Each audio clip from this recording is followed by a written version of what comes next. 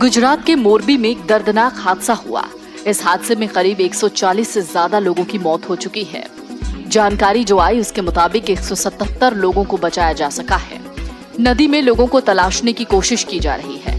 Rescue operation अभी भी चल रहा है। मोरबी में बना ये पुल पिछले 6 महीने से बंद था। इस पुल का वीडियो भी वायरल हुआ, जिस वीडियो ने कहीं न कहीं हृदय विदारक घटना की तस्वीर दिखा दी। ये पुल करीब 2 करोड़ रुपए की लागत से बना था। करीब 2 करोड़ रुपए की लागत से इस पुल का मरम्मत का काम पूरा हुआ और 25 अक्टूबर को ही इसे आम लोगों के लिए खोल दिया गया था। लेकिन किसे पता था कि ये ऐसी घटना का गवाह बन जाएगा। इस पुल के टूटने के बाद पीएम मोदी का एक पुराना वीडियो भी लोग शेयर करने लगे हैं और तंज कसने लगे हैं। गुजरात की घटना के बाद से सभी लोगों में गुस्सा है। श्रीनिवास बीवी लिखते हैं कि जब बंगाल में पुल गिरा था तब भारत के प्रधानमंत्री ने ये घटिया और बेशर्मी वाला बयान चुनाव के दौरान चंद वोटों के लालच में दिया था। क्या आज प्रधानमंत्री इसी भाषा का इस्तेमाल करेंगे? आपको बता दें, प्रधानमंत्री मोदी का ये बयान साल 2016 का है, जब पश्चिम बंगाल में वो एक चुनावी जनसभा को संबोधित कर रहे थे।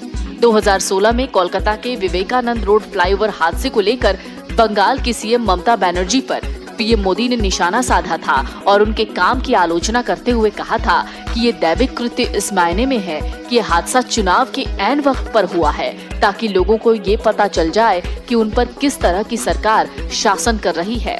ईश्वर ने ये संदेश भेजा है कि आज ये पुल गिरा है, कल वो पूरा बंगाल खत्म कर देंगी। आपके लिए ईश्वर का संदेश बंगाल को बचाना है।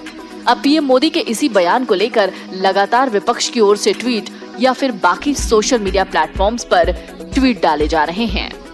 जरा आप भी सुनिए 2016 में प्रधानमंत्री मोदी ने कोलकाता में जो ब्रिज गिरा उस पर क्या कहा था। ये एक्ट ऑफ गॉड नहीं, ये तो एक्ट ऑफ फ्रॉड है। फ्रॉड एक्ट ऑफ फ्रॉड का परिणाम है। ये एक्ट ऑफ गॉड तो उस मात्रा में जरूर है क्योंकि चुनाव के दिनों में गिरा ताकि पता चले कि आपने कैसी सरकार चलाई है। इसलिए भगवान ने लोगों को संदेश दिया है कि आज ये ब्रिज टूटा, कल ये पूरा ब्रिज खत्म कर देगी, इसको बचाओ। ये भगवान ने संदेश भेजा है। हालांकि सोशल मीडिया पर गुजरात के मोरबी जिले में मच्छू नदी पर बने पुल टूटने की खबर को लेकर अलग अलग तरीके से इसे पेश किया गया है। कई तरीके के वीडियो भी सामने आए हैं। इस दर्दनाक हादसे से करीब 24 घंटे पहले का एक वीडियो सोशल मीडिया पर तेजी से वायरल हुआ, जो मच्छू नदी पर बने पुल से जुड़ा हुआ है। सोशल मीडिया पर जो वायरल हो रहा है वीडियो, अगर उसमें आप देखेंगे तो आप देखेंगे कि सैकड़ों लोग पुल पर चलते दिख रहे हैं, कूदते और दौड़ते नजर आ रहे हैं। इस दौरान पुल हवा में तेजी से लहराते हुए दिखाई दे रहा है। वायरल वीडियो में आप साफ देख सकते हैं कि छोटे बच्चे से लेकर बड़े और औरतें भी पुल पर मौजूद हैं। इस दौरान कुछ लोग पुल पर जोर आजमा रहे हैं। आपको बता दें कि रविवार को एक दर्दनाक हादसा हुआ जिसमें मच्छू नदी पर बना ये पुल टूट गया। खबर है कि करीब 100 साल पुराने इस पुल की कुछ ही हफ्ते पहले करोड़ों की लागत से मरम्मती हुई थी। खबर उत्तर प्रदेश के लखीमपुर खीरी से, जहां गोला गोकर्णनाथ विधानसभा क्षेत्र में राजेंद्र गिरी स्मारक स्टेडियम में आज मंगलवार को मुख्यमंत्री योगी आदित्यनाथ ने भाजपा प्रत्याशी अमन गिरी के समर्थन में जनसभा को संबोधित किया। इस अवसर पर सीएम योगी आदित्यनाथ ने कहा कि केंद्र में नरेंद्र मोदी सरकार के सहयोग से उत्तर प्रदेश में सरकार ने विकास की गति काफी तेज कर दी है। अब विकास का लाभ सभी तक पहुंच रहा है। भाजपा की डबल इंजन की सरकार जन कल्याण के लिए प्रतिबद्ध है। देखें ये रिपोर्ट। लखीमपुर खीरी से जरार खान की रिपोर्ट। एक एक रुपये का भुगतान करवा करके ही हम लोग रहेंगे। हमने कह दिया है गन्ना विभाग को, सभी चीनी मिलों के साथ पहले से बैठक तय हो गई है और मैंने कह दिया है कि नया सत्र प्रारंभ होने के साथ ही एक एक अन्नदाता किसान का, गन्ना किसानों के गन्ना मूल्य का भुगतान भी हो जाना चाहिए। और अन्यथा अगर कहीं किसी ने कोताही बरतने का काम किया तो फिर याद रखना हमारी जेलें भी इंतजार करती हैं उन लोगों की जो हमारे अन्नदाता किसानों के भावनाओं के विरुद्ध कार्य करती हैं। हमारी जेलें इंतजार करती है उन भ्रष्टाचारियों का जो हमारे युवाओं के जीवन के साथ खिलवाड़ करते हैं। और आपने देखा होगा सरकार इस मामले में भ्रष्टाचार और भ्रष्टाचारियों के प्रति, अपराध और अपराधियों के प्रति जीरो टॉलरेंस की अपनी नीति के तहत कार्य कर रही है। आज आप देख रहे होंगे बड़े बड़े माफिया और अपराधी जो प्रदेश के अंदर सीना तान करके चलते थे, गरीबों की संपत्तियों पर कब्जा करते। खबर उत्तर प्रदेश के वाराणसी से है, जहां अंक बढ़ाने और उम्र कम करने के लिए दोबारा परीक्षा पास करने वाले छात्र हो जाए सावधान। जांच के बाद दोषी पाए जाने पर अंक पत्र होगा निरस्त, साथ ही माता पिता के खिलाफ दर्ज होगा मुकदमा। उक्त जानकारी जिला विद्यालय निरीक्षक वाराणसी गिरीश कुमार सिंह ने हमारे स्टेट मीडिया संवाददाता सुनील कुमार यादव से हुई विशेष बातचीत में दी। देखें ये रिपोर्ट। जी देखिए, प्रथमतः तो मैं अपना परिचय दे दूं, गिरीश कुमार सिंह, जिला विद्यालय निरीक्षक वाराणसी।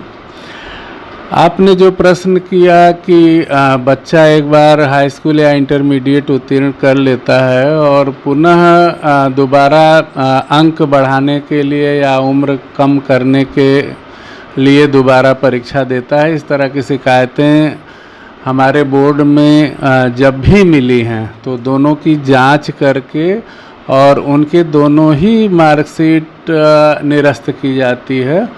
और नियम ये भी है कि अगर उसने डुप्लीकेसी की है, संज्ञान में आता है, तो दंड संहिता के प्राविधानों के अंतर्गत उनके गार्जियन पे मुकदमे भी दर्ज कराए गए हैं। ऐसे तमाम उदाहरण हमारे परिषद में हैं। रही बात की डुप्लीकेसी को ख़त्म करने के लिए बोर्ड ने, यूपी बोर्ड ने पहले 2007 में प्रमाण पत्र सह अंक पत्र का एक प्रयोग किया और प्रयोग फिर 10 से निरंतर बोर्ड द्वारा अपनाया जा रहा है, जिसमें बच्चे की मार्कशीट उनके माता पिता के नाम अंकित हैं। तो तीनों ही चीज़ बदल देना ये कठिन है, मार्क्स बदल देना कठिन है, वो कहीं ना कहीं पकड़ में आता है। इसके अतिरिक्त अब इस समय 2 वर्षों से बच्चों के आधार कार्ड भी उनके रजिस्ट्रेशन में अंकित किए जा रहे हैं, जिसकी अनिवार्यता होती है, बोर्ड परीक्षाओं में है। तो आधार के आधार पे वो पकड़े जा सकते हैं। एक और व्यवस्था दी गई है इस डुप्लीकेसी को ख़त्म करने के लिए, और उसका परिणाम भी हमारे सामने है कि एक समय था जब यूपी बोर्ड में लगभग 60 लाख के ऊपर थे और फिर अब घट करके 50, 52, 49 तक आए हैं। तो इसी का परिणाम है कि जो अन्य प्रदेश के बच्चे या इस तरह से वो अपने अंक बढ़ाने के लिए लोग करते थे। एक व्यवस्था।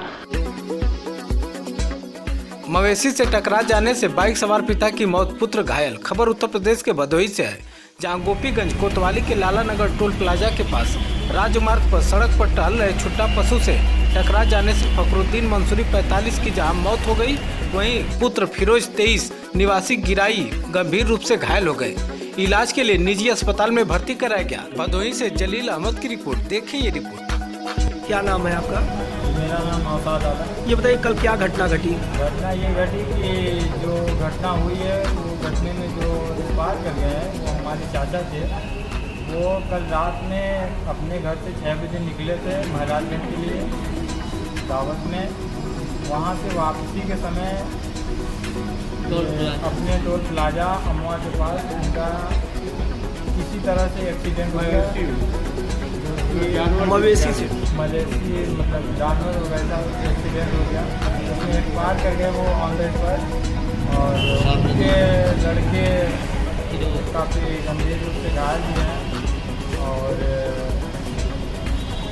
इनका उपचार कहाँ चल रहा है? इनका इलाज गोपीगंज पॉपुलर हॉस्पिटल में चल रहा है। खबर उत्तर प्रदेश के वाराणसी से है, जहां 4 दिन चलने वाले छठ महापर्व का सोमवार को उदयीमान सूर्य को अर्घ्य देने के बाद समापन हो गया। चिरई गांव विकास खंड के ढाब क्षेत्र में गंगा और सोता नदी के घाटों पर व्रती महिलाओं ने छठ पूजा किया और उगते हुए भगवान भास्कर को अर्घ्य देकर अपने परिवार की सुख शांति के लिए छठ मैया से आशीर्वाद मांगा।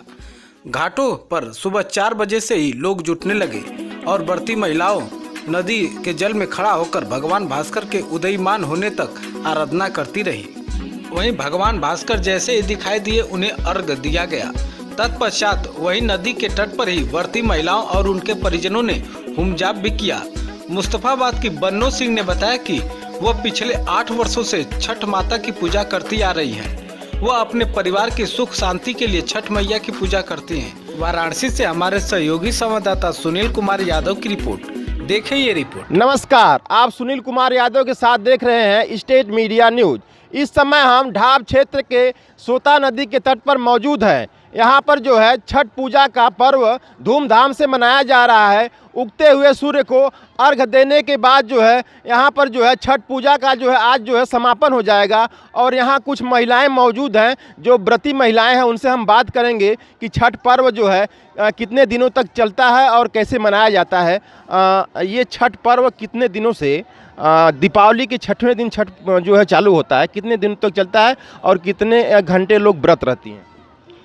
ये दिवाली के 6ठे दिन पड़ता है और इसमें 3 दिन व्रत रहा जाता है और 24 घंटे 12 घंटे ऐसे में व्रत रहते हैं हम लोग और पूजा करते हैं। तो पूजा में क्या क्या किया जाता है? पूजा में हम लोग 24 घंटे व्रत रखे, इसमें पूरा फल फूल और पान का पत्ता A to Z हम लोग लेके घाट पे आते हैं और हम लोग पानी में 1-1.5 घंटे खड़े रहते हैं और सूर्य को अर्घ्य देते हैं। इस पूजा का यही योगदान है। तो इस पूजा का महत्व क्या है?